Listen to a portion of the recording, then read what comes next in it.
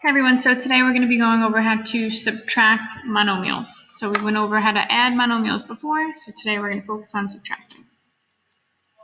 So just to refresh your memory, a monomial is one single term. So when subtracting monomials, we're going to subtract the coefficients and leave the exponents alone. You also have to make sure that these monomials are like terms, so they have to have the same variable with the same exponent. You must remember the rules for subtracting integers. Keep, change if needed. So let's take a look at example number 1.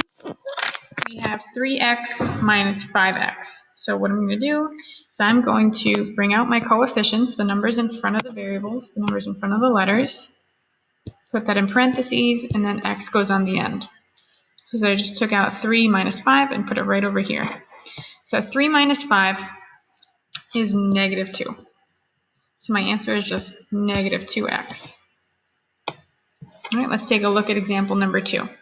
I have negative 2y squared minus 6y squared. I'm going to do the same thing. I'm going to take out my coefficients, negative 2 minus 6. I'm going to put my y squared on the end. So you can see I'm literally just taking these numbers and putting them into this parentheses. So now if you don't remember how to do this, we can do keep, change. So I'm going to just change the color real quick. Keep, change. So that means we're going to keep this negative 2 and negative 2. We're going to change this subtraction to addition, and we're going to change this positive 6 to a negative 6. Then we are going to add what's in our parentheses. If you remember the rules for addition of integers, same sign, add, and keep. So that's going to give us negative 8, and we bring down the y squared. Remember, do not add exponents here. That stays the same. Next example, I'm going to do the same thing. I have 10r squared s minus negative 16r squared s. I'm going to take my coefficients and I'm going to put them in parentheses. So 10 minus negative 16. And I'm going to put my r squared s on the outside. We're going to do the same thing where we're going to keep, change. Whenever you see those negatives next to each other, you change it.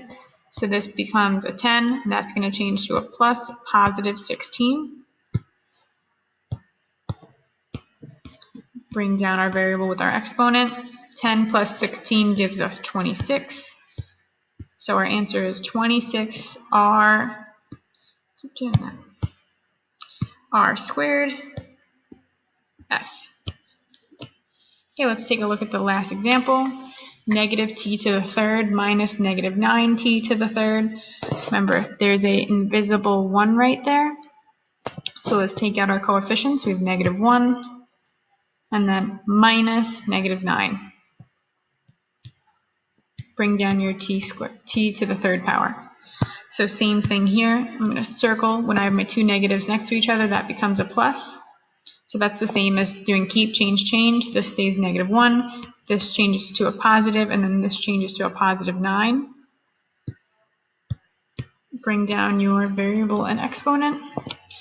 Now here we have different signs. When you add integers with different signs, you subtract and keep the sign of the larger number. So 9 minus 1 gives us 8. Keep the sign of the larger.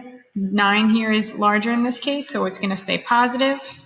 And then bring down your t to the third.